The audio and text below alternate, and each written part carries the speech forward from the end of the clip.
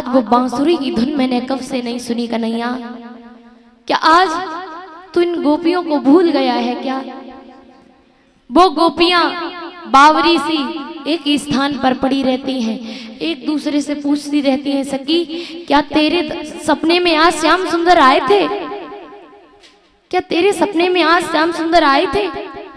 तो सब कहती हैं हाँ आए थे, मुझसे मिलने आए थे।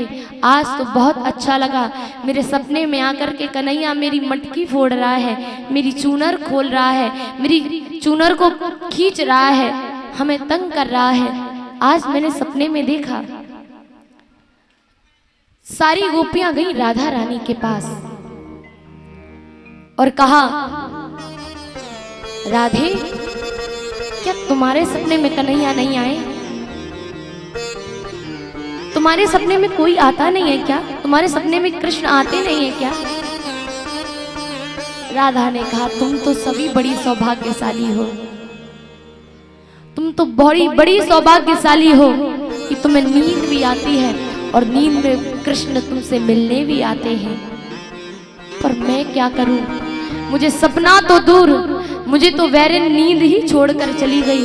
मुझे तो नींद भी नहीं आती उसके बिना, भूख भी नहीं लगती उसके बिना। मैं तो बड़ी अभागन हूं, मुझसे तो सपने में भी कृष्ण नहीं मिलने आते। यही सब बातें कर रही हैं। उद्धव जी आए। आज उद्धव जी गोपियों के पास आए। चंदन से लगी हुई चौकी को, चंदन से लगी हुई चुनरी को गोपियों ने उद्धव जी के लिए बिछा दिया। उद्धव ने पूछा कि तुम आपस में क्या बातें कर रही थी? उद्धव जब देख रहे थे तो गोपियां एक भंवरे से बात कर रही थी। भंवरे से कह रही थी, काले भंवरे तुम मेरे सामने यूं मडरा मडा के आया मत करो। ये जो आप मेरे कान पे आकर के गाने गाते हो, ये मेरे कान पे आके मत गाया करो। मैं समझा रही हूं अभी, क्योंकि मुझे पता है तू भी कृष्ण के जैसा है। हे काले भंवरे, तू भी कन्हैया के जैसा है, काला सा। जैसा वो मुझे छल के चला गया वैसा तू भी छलिया है। इसलिए बार बार मेरी कान पे आकर के अपने गाने मत गाया करो। तुम सभी काले काले से मुझे बड़ी नफरत होने लगी है, क्योंकि उस कन्हैया ने कहा था हम परसों पक्का आ जाएंगे। आज बरसों बीत गई है, नहीं आया। हम लोगों को छल के चला गया, हमारे दिल को ले गया, मन को भी ले गया। अब ना हमारे पास दिल है ना मन है। मैं किस चीज में अपना दिल अपना मन लगाऊं? वैसे ही तुम हो, किसी एक पुष्प पर बैठ जाते हो, उसका सारा रस चूस लेते हो और उसकी सारी सुगंधी सारा रस चूसने के बाद उस पुष्प को विलकता हुआ छोड़ करके उड़ देते हो। तुम भी कृष्ण की तरह छलिया हो भंवरे, इसलिए मेरे सामने आकर के यूं गाना नहीं बजाया करिए। आज गोपियां उद्धव के आने से पहले बातें कर रही हैं। सखी मैंने देखा है वो अक्रूर जो आया था ना सोने का रथ लेके, वही सोने का रथ बाबा नंद के द्वार पर खड़ा है। बोले लगता है अक्रूर फिर से आया है। अब क्यों आया है वो? अब क्या लेने आया है? दिल का टुकड़ा तो निकाल के ले गया, अब क्या प्राण लेने आया है? तो एक बोली, देखो मैं बताती हूं क्यों आया है। कन्हैया ने कंस को मारा है ना, कन्हैया ने कंस को मारा है। कंस तो राक्षस प्रकृति का था। अब उसका श्राद्ध करने वाला है कन्हैया। तो जब श्राद्ध करेगा तो श्राद्ध में कंस के मित्र दैत्य भी आएंगे, और दैत्य तो मांस खाते हैं। तो ये अक्रूर ना सोने का रथ लेके आया है, ये हम सभी के मांस लेने आया है। क्योंकि ये जानता है प्रेमियों के हृदय मीठे होते हैं, और जब वो राक्षस भोजन करने बैठेंगे तो कन्हैया ऐसे तो कोई साधारण सा मांस तो परोस नहीं सकते। तो कन्हैया ने अक्रूर से कहा होगा कि अक्रूर जाओ, उन गोपियों के कलेजे लेकर के आओ, हृदय लेकर के आओ, उनका भोग लगाएंगे।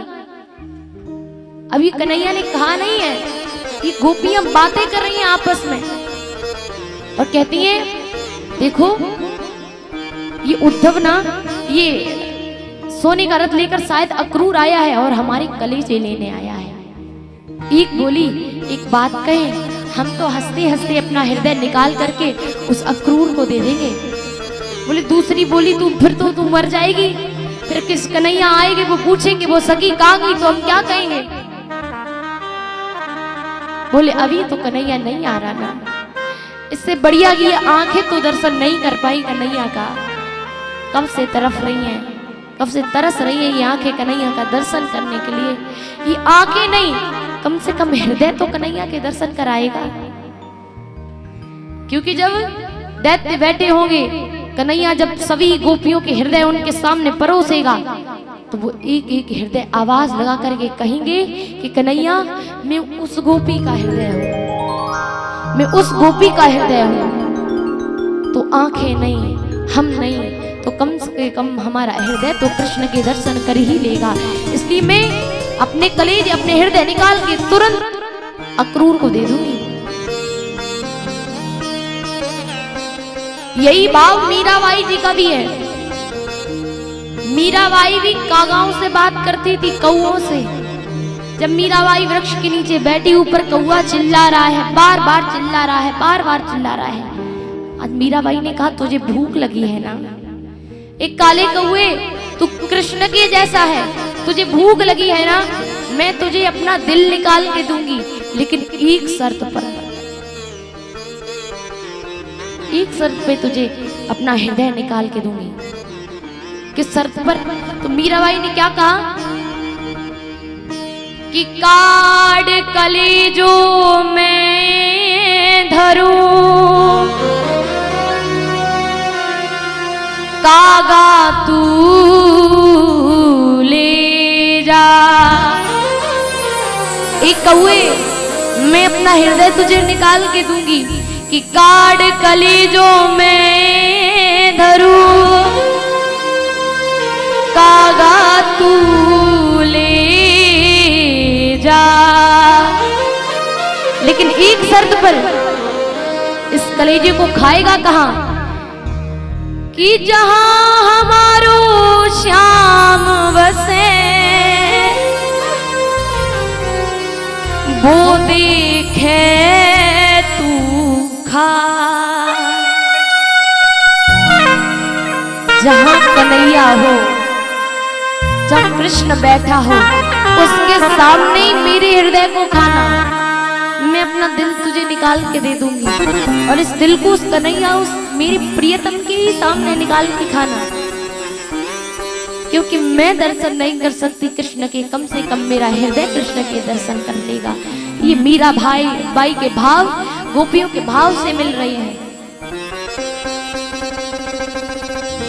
गोपियां कहती है काले कौए, गोपियां कहती है काले भंवरे, यूं हमारे कान पर आकर के भुन भुन मत करो, क्योंकि तुम्हारी नियत मुझे पता है। जिस पुष्प पर बैठ जाते हो उसका पूरा रस चूस करके उस पुष्प को छोड़ देते हो। उसी प्रकार से ये कन्हैया ने भी मेरे साथ में यही किया है। हम सभी को इतना व्याकुल कर दिया, सब कुछ तो ले गया, कुछ नहीं छोड़ा मेरे पास। न मेरे पास मेरा मन है, न मेरे पास मेरा दिल है, सब तो लूट के ले गया और मुझे तड़पता छोड़ गया। इसलिए तुम मेरे सामने मत आया करो, क्योंकि जब जब तुम्हें देखते हैं तो उस कृष्ण की याद आ जाती है। ये सब बातें कर रही हैं गोपियां। उद्धव ने पूछा कि तुम उस काले भंवरे से क्या बातें कर रही थी? गोपियों ने कहा तुम्हारे समझ नहीं आएगा, बताइए किस काम से आए हो। तो उद्धव की नजर पड़ी, सामने दीवार है गोपियों की, उस दीवार पर कन्हैया की बहुत सारी कलाएं हैं, बहुत सारे पिक्चर बने हुए हैं। गोपियों ने अपने हाथों से कन्हैया की मूर्तियां बनाई हैं, उस दीवार पर कन्हैया की फोटो बनाई है। लेकिन उन फोटो में एक चीज जो कॉमन है, उस फोटो में एक चीज जो कॉमन है, जितने फोटो हैं उसमें सब कुछ है, लेकिन कन्हैया के पैर नहीं बने हुए। उन फोटो में उस चित्र पर एक भी कलाकारी में एक भी चित्र पर कृष्ण के पैर नहीं है। सबके हाथ है, मुंह है, पूरा शरीर है, लेकिन कृष्ण के पैर नहीं बनाए गए। क्यों? उद्धव ने पूछा इन सभी के पैर क्यों नहीं बनाए? ये कौन है? बोले ये कृष्ण है। इनके पैर क्यों नहीं है? बोले जिसके पैर थे जिसके पैर थे वो तो छोड़ के चला गया, इनके भी पैर बना देंगे तो ये भी छोड़ के चले जाएंगे, इसलिए इनके पैर नहीं बनाए, ये छोड़ के नहीं जा पाएंगे, क्योंकि पैर वाले छोड़ के चले गए और इनमें भी अगर प्राण पड़ गए धोखे थे तो ये भी चल के चले जाएंगे अपने पैरों से, इसलिए पैर ही नहीं बनाए तो छोड़ के जाएगा कहाँ? कम से कम इसकी मूर्तियां तो मेरे पास बनी रहेंगी, इसलिए किसी के भी पैर नहीं बनाए मैंने।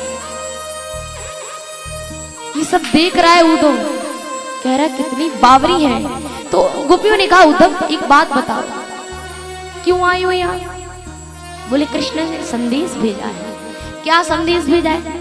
बोले उन्होंने कहा है कि अपने हृदय से ज्ञान को प्रेम को निकाल दो, ज्ञान को अपने हृदय में प्रवेश कर लो। गोपियां लगी उसने, वाह क्या तुम ज्ञान, कृष्ण ने ये कहा है कि ज्ञान को गोपियों के अंदर छोड़ के आना, प्रेम को ले आना, तुम ज्ञानी हो, तुम ज्ञान को मानते हो ना उद्धव? बोले हाँ, हमें पता है ज्ञान से क्या होता है, ज्ञान से सिद्धि मिलती है, ज्ञान से मुक्ति होती है, ज्ञान से मोक्ष मिलता है, ज्ञान से परमात्मा और परमात्मा के बाद वैकुंठ मिल जाता है ज्ञान से। गोपियों ने कहा इसीलिए गाल बजा रहे हो, तुम्हारी नजर में ज्ञान बड़ा है लेकिन तुम्हें नहीं पता, अगर तुम कहते हो कि ज्ञान को अपने हृदय में रखने से हमें मोक्ष मिल जाएगा, हमें वैकुंठ मिल जाएगा, हमें स्वर्ग मिल जाएगा, तो उद्धव लात मारते तुम्हारे इस ज्ञान को, इस स्वर्ग को, इस वैकुंठ को। नहीं लेना मुझे भगवान का सानिध्य, नहीं पाना मुझे भगवान को, और कृष्ण को पाने में, कृष्ण से प्रेम करने में अगर नरक भी मिलता है तो नरक में भी जाएंगे, लेकिन उससे प्रेम करना नहीं छोड़ेंगे। तुम पागल हो गए उद्धव, हम अनपढ़ गवार गोपियों को ज्ञान सिखाने आए हो। बोले अनपढ़ गवार हो इसीलिए तो सिखाने आया हूं, तुम ब्रज की अनपढ़ गवार गोपियों को मैं ज्ञान सिखाने आया हूं जिससे तुम्हारी बुद्धि खुल जाए। बोले ऐश्वर्य दिखा रहे हैं कन्हैया, घमंड दिखा रहे हैं कि राजा बन गए हैं, इसीलिए ये पीताम्बर, ये मोर मुकुट लगा के आए हो ना उसका। बोले तुम्हें कैसे पता ये कन्हैया का पीताम्बर है, ये मोर मुकुट उसका है? बोले अच्छा मुझसे पूछते हो, कैसे भूल जाए उसके शरीर से निकलने वाली खुशबू को, कैसे भूल जाए उसके शरीर से निकलने वाली उस महक को जो उस पीताम्बर और मोर मुकुट से निकल रही है। इस साफ साफ कह रहे हैं कि हम कृष्ण के अंग से उतर के आए हैं और कृष्ण महाराज बन गए हैं। ऐश्वर्य दिखा रहे हैं ना, हाँ, दिखाएंगे। यहाँ तो ग्वाले थे ना, मामूली से ग्वाले गैया चराने वाले, वहां पर जाकर के राजा बन गए तो घमंड हो गया। उद्धव ने कहा कभी आप कहती हो कि कन्हैया को घमंड हो गया, कभी आप कहती हो कि नरक में भी जाएंगे पर कृष्ण से प्रेम करना नहीं छोड़ेंगे, ये सब क्या है? बोले यही तो प्रेम है, यही तो प्रेम है। हमारे प्रेमी में लाख अवगुण हो फिर भी हम उसे विचार नहीं सकते। तुम्हें क्या लगता है कन्हैया ने जो समय मेरे बीच में बिताया उसे भूल करके हम तुम्हारे ज्ञान को धारण करने और जाकर के वैकुंठ में बैठ जाएं? ऐसा हो सकता है?